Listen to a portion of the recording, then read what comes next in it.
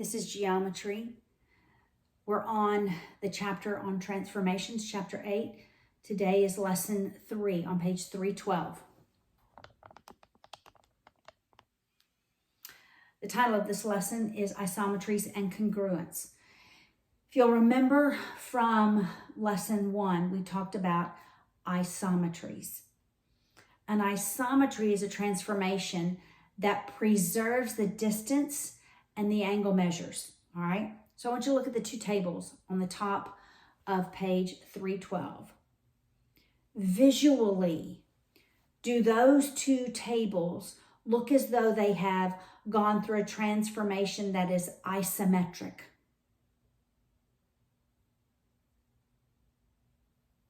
Has the distance and the angles been maintained? Maybe it looks like, no, it doesn't even look like the angles. Maybe it looks like the angles have been maintained, but definitely not the distance between those vertices. All right, so I want you to get out a ruler or your protractor, and I want you to measure the tables. All right? So as you're getting your protractor or your something out to measure, share if you need to. We're going to measure this length, compare it to this length. We're going to measure this length and compare it to this length. So I'll give you a minute to do that.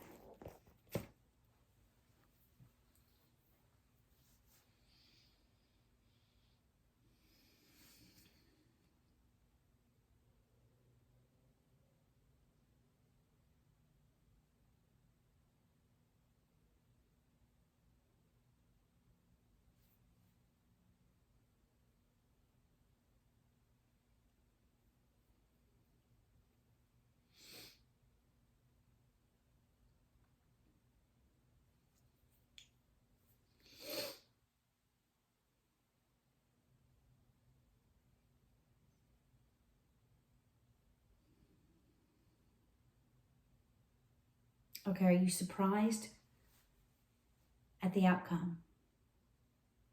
Visually, from a visual perspective, those two images do not look isometric. It doesn't look as though the lengths of the tables match and possibly even the angles. However, they do. So what has happened from the first table to the second table? Well, it has gone through a couple of transformations. Remember our transformations. We have translations, right? That's a translation. We have rotations, right? We have dilations. Those are not isometric. So the original table, okay, this is an isosceles triangle.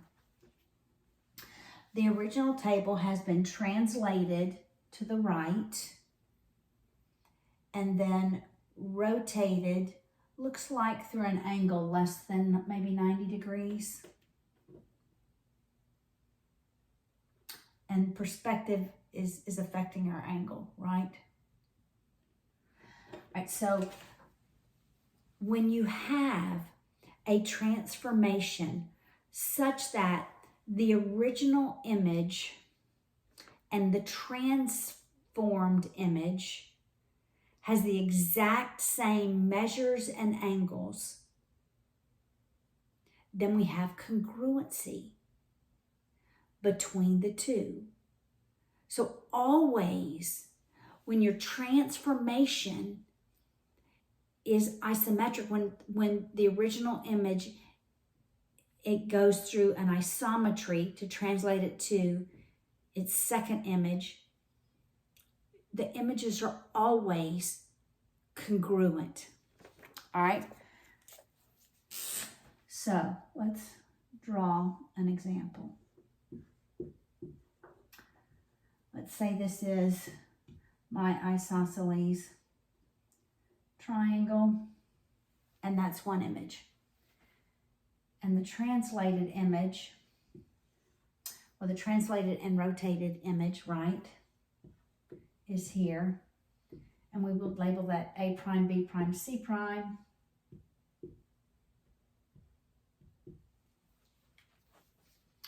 you can see that I have congruent figures because AC equals A prime C prime, AB equals A prime B prime, BC equals B prime C prime, and angle A equals A prime, angle B equals B prime, and thus we have two congruent figures. This is always the case when the transformation is an isometry. What is an isometry? It's a transformation that preserves the distance and the angles. The distance is the measure of sides, the lengths of the sides. The angles are obvious at the vertex, right? So always when we have an transformation and the resultant image, the transformed image is the exact same as the original image, then we have congruent figures, all right? Now, we're going to add one more transformation, but I want to remind you of one. So we had translation, right? We're simply changing the XY coordinates of the vertices, right? But a translation can also be a reflection through two reflections through parallel lines. So a translation, there are two options for a translation. Either I'm just changing my XY coordinates. Let's say this is -3, 2. We'll say this is -1, -3. And we'll say this one is -5, -3. And let's say I translate it to the right 2, and let's move it more 2. We need to move it, let's just say to the right 5 and up 2. That means this coordinate point, the -3, 2, I'm adding 5 to the -3, I'm adding 2, so it becomes 3, 4.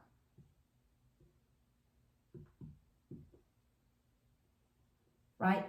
I can translate that way, or I can a translation is also, so I'm moving it right and up, or down, or left and down, or any combination of those, all right? Literally just shifting it left, right, up, or down. All right, so I'm going up and over, or it's two reflections through parallel lines. All right, so if I have parallel lines, right? And I begin here. Let's say this is a point. I just made that point. I'm making it a point. All right. The distance here, when I reflect it, is going to be the same distance here. And then the distance here from the vertex is going to be the same here. So two reflections through parallel lines. We start here, right? Not the exact, but I reflect and I reflect again. Has to be through parallel lines, right? I end up with the same image facing the same direction. right? That's a translation. So two ways to translate, right? The new transformation is called a glide reflection. All right, it's a glide reflection.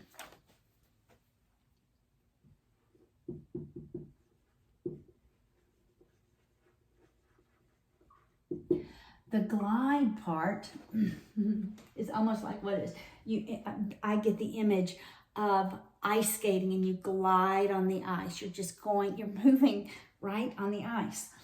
This glide is a translation, are really two reflections through parallel lines, right? And then the reflection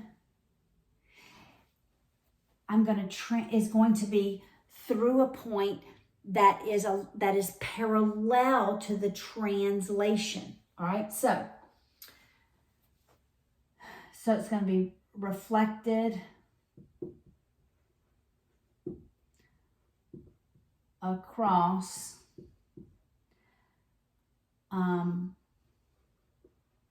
a line parallel to the translation. All right, let me explain this. Glide reflection.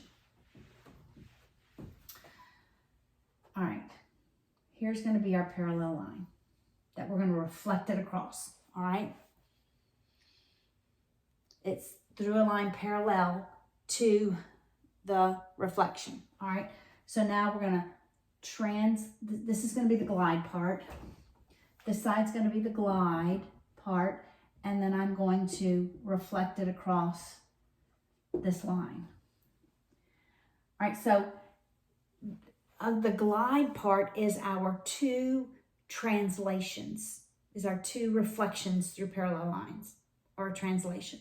So the glide part, keep in your mind, is a translation. So literally, I could translate it here to here, right? And then reflect it over. Should have drawn a right triangle. I'll draw a right triangle in just a minute, so it'll be a little easier to see. All right, but literally this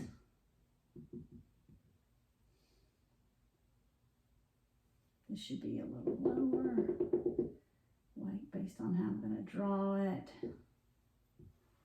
Right, I reflect. Here's my translation, a reflection through parallel lines. Then, parallel to your translation, you're going to reflect it across that line. All right, so if I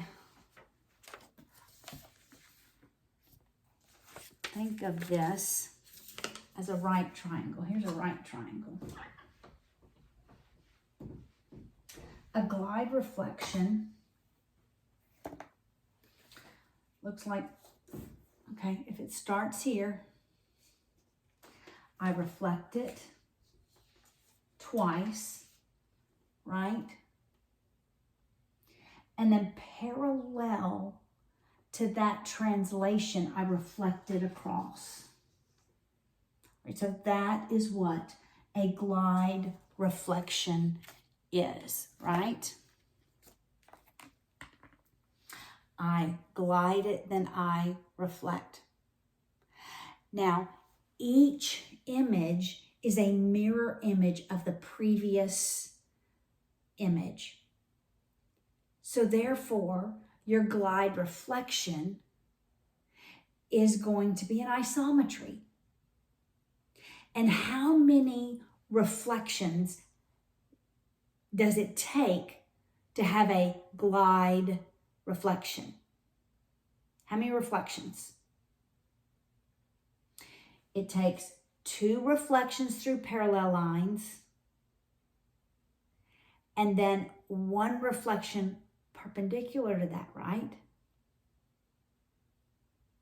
So there's three. Always an odd number of reflections will result in a glide reflection. All right, so let's think about this on the Cartesian coordinate system. All right, what if I have, I want to do two reflections parallel and then one perpendicular, right? All right, I have to make it so obvious, right? I can only do a right triangle. All right, so ABC, right? And let's say I reflect it twice. This becomes A prime, C prime, B prime. And then I reflect it again.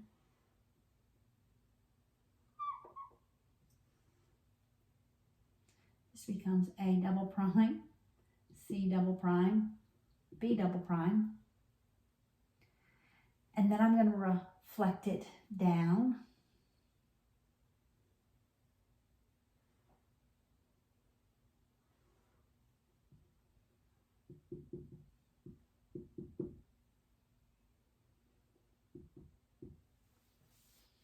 From the original image to this image, we have a glide reflection. So from ABC to ABC triple prime, we have a glide reflection. Now, from ABC to A prime, B prime, C prime, we have a reflection. From ABC to A double prime, B double prime, C double prime, we have a translation. So really there are three different types of transformations in a glide reflection. But the end result, all of these results, all of the images, these are the images, are congruent to the original because they're isometric. They maintained their distance, they maintained that angle measurement. All right, so I would like for you to spend a little time working through problems 1 through 7 on page 314.